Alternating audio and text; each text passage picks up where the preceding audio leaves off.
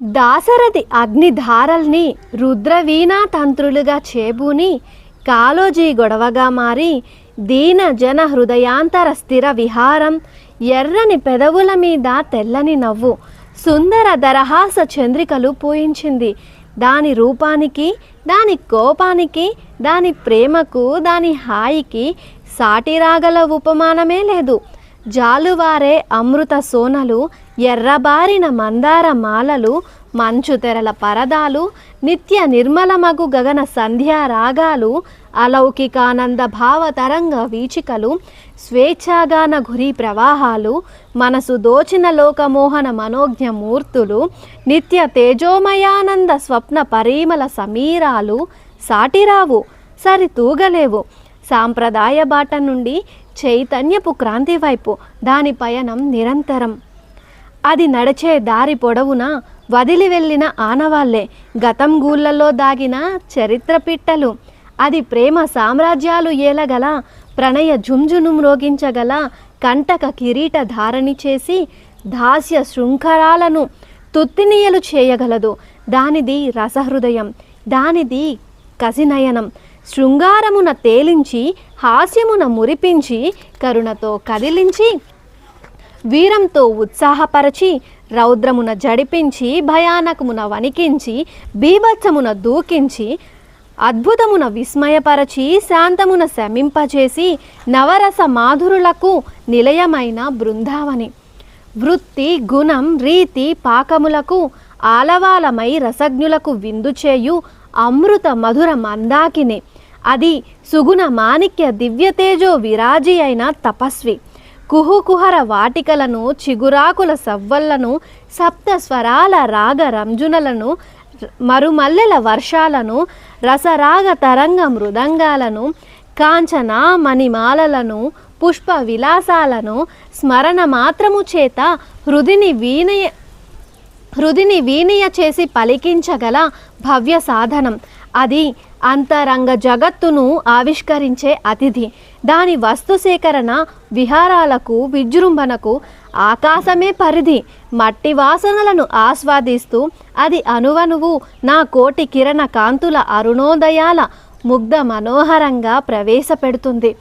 పాలరాతికి పరువాలు తెప్పించాలని, తూర్పు కొండల నుదుట సింధూరం పూయించాలన్నా, వెన్నెల వర్షాలలో తడిపించి, పచ్చని ఊహల కొమ్మల మీద కోయిల గానాలను వినిపించాలని, ప్రకృతి వర్ణ చిత్రాలను పాఠకుల మెదళ్లలో కుంచలేకుండా ముద్రించాలన్నా, విరామమెరుగని సువర్ణ శోభిత భావ సౌధాలను రసరమ్యంగా మొలిపించాలన్నా, ఆమెకు ఆమె సాటి, ఆమెది ఎవరికీ అందని సూక్ష్మ దృష్టి. పూర్వజన్మ సుకృతమైన ప్రతిభతో ఉప్పొంగి, నైపుణ్యంతో రాణింపజేసే, అభ్యాసంతో రాటుదేల్చే ఆమె లౌక్యం అద్వితీయం. ఆమె అలంకారాలకు కొదువలేని నిత్య ముత్తైదువ. చూసే చూపును బట్టి దానికి అనంత కోటి రూపాలు, ఆస్వాదించే మనసు బట్టి ఎప్పటికీ తీరని దాహమ్ము. ప్రేయసి తలపున మెదిలితే తొలకరి జల్లులలో తడిసిన పడతి పరువాలను, విరహంతో వేగిపోతుంటే అంతులేని ఎడారి దారులను, కష్టాలు కన్నీళ్లు ఉప్పొంగుతుంటే దాష్టీకాలను ఎదిరించే పిడికిళ్లను కళానికి స్మరింపజేస్తుంది. సాహితీ సమరాంగణాలతో తెగువ చూపిన కళలకు కనకాభిషేకాలు చేయించిన ఘనత దానిది. మృదు మధుర సరస శృంగార గానాల వాహినిలో విహరింపజేసిన సుమం, సార్వభౌముల చేత కవుల పల్లకీలు మోపించిన చరిత దానిది. పాత్రాధారంగా నీరు రూపాన్ని పొందినట్టు ఏ ప్రక్రియలోనైనా అపురూపంగా ఒదిగిన నేర్పు అద్వితీయం. వేదమై ఘోషించిన, పురాణమై స్నేహించిన, కావ్యమై కవ్వించిన, ఇతిహాసమై చరితకు నోరు తెప్పించిన, ప్రబంధమై ప్రశస్తికెక్కిన, యక్షగానమై మురిపించిన, ఉదాహరణమై స్తుతించిన, శతకమై భక్తి నీతులను ప్రవహింపచేసిన అలసటలేని నిత్య పాటసారి. బ్రహ్మానందాన్ని పంచటం తప్ప కాలాన్ని బట్టి, అవసరాన్ని బట్టి అది నవలగా నగీషీలు చెక్కుకుంది.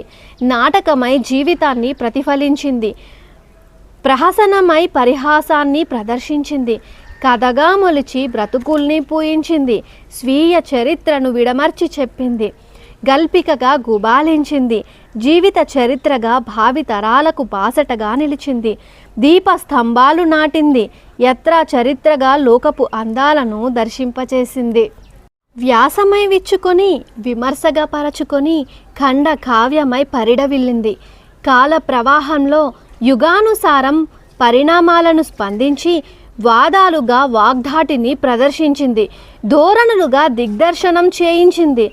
ఛందస్సులో ఒదిగి పద్యమై పరవశించి గద్యమై ఉద్యమించి వచనంగా వికసించి వరదలా ప్రవహించింది. వేదాంత తాత్వికాది అభ్యుదయాల సౌరభాలను తరగని సంపదలుగా అక్షర నిక్షిప్తం చేసింది. అది రమణీయ లావణ్య సుందర రాగ తరంగిణి. అది నిషీది కౌముదులను మోసుకుపోయే మలయ మారుతం. అది హృదయాన్ని మేల్కొలిపే స్వేచ్ఛా గీతం. అది ఉడుకు నెత్తురులను పరవళ్ళు తొక్కించే చైతన్య భావ జలపాతం. శాంతిని స్థాపించి భ్రాంతిని తొలగించే నిత్య నిర్మల హిమపాతం. రాణి వేదిక ఒకనాడు ప్రజల నాలుకలే, ఆ తరువాత శాసనాలపై చెక్కించుకున్న చక్కదనం దాని చెదరని సంతకం. కాలం వరమిచ్చిన కాగితంపై కాలు మోపి పాఠక హృదయ పీఠముల నరంకరించిన ప్రావీణ్యం అనిర్వచనీయం. ప్రతిభావంతులైన కవిరాజుల కళాల ప్రయోగ నైపుణ్యాలకు ప్రకాశించిన ప్రతిభ రత్నదీప్తి. అనేక సిద్ధాంత కాంతులను, అనితర సాధ్యమైన భావ బంధుర కావ్య కస్తూరి సుగంధాలను ప్రకటించిన ప్రజ్ఞా దూతిక. అమలిన శృంగారాన్ని, మనోవైజ్ఞానిక అంగారాన్ని, అది వాస్తవికాది సంగీతాన్ని సమాజానికి వరంగా అందించేందుకు లోకానికి స్వచ్ఛందంగా నియమించుకున్న సేవిక. అది వసంత రాగమాలిక. పనితో పాటే పుట్టిన శ్రమజీవుల స్వేదనాదాల కవన వాటిక. ఆనాటి గ్రాంధిక బంధనాలను తెంపుకొని ఈనాటి వ్యవహారానికి చేరడానికి ఎన్ని పోరాటాలు, ఎన్నెన్ని కోలాటాలు. ఇప్పుడైతే ఒకప్పుడు నిరసించిన మాండలికమే దాని సంతకమైంది. తొలినాడు పద్యమన్నారు, మలినాడు చంపు అన్నారు. ఆ తరువాత గద్యము, వచనము, ఏ పేరుతో పిలిచినా వినయంగా పలికిన విజ్ఞత దానిది. మత్తెక్కించడానికి మద్యంతో పనిగాని పాత్ర ఏదైతేనేం, గజల్, రుబాయి, హైకు, పరాయి దేశాల నుండి దిగుమతి చేసుకున్న సరుకేదైతేనేం సారవంతం చేయడమే దాని పని. నానోలు, నానీలు, రెక్కలు స్వదేశీ ప్రసాదమైన ఆనందాన్ని, ఆలోచనను కలిగించడమే దాని గుణం. పాటలుగా గజ్జలు కట్టి ఆడింది. వచనాలుగా భజనలు చేసింది. కీర్తనలుగా కిరీటాలు తొడిగించుకుంది. అయినా అనుకవ ఇసుమంతైనా తగ్గలేదు. వినయం దాని సొంతం. అది పర్వతమంత ఎత్తైనది, అగాధమంత లోతైనది, సముద్రమంత విస్తారమైనది, ఆకాశమంత నిర్మలమైనది.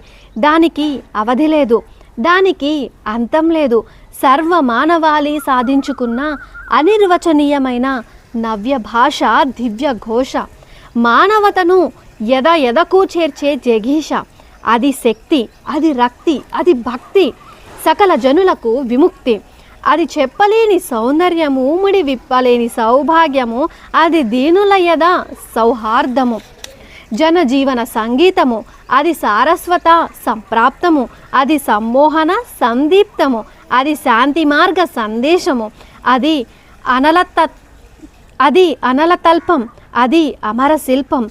అది అఖిల జగతి సంకల్పం. శాస్త్రాలను విప్పుతున్న, కావ్యాలను పలుకుతున్న విలువైన మెరుపు దాని ఫలం. రమణీయ విరుపు దాని బలం.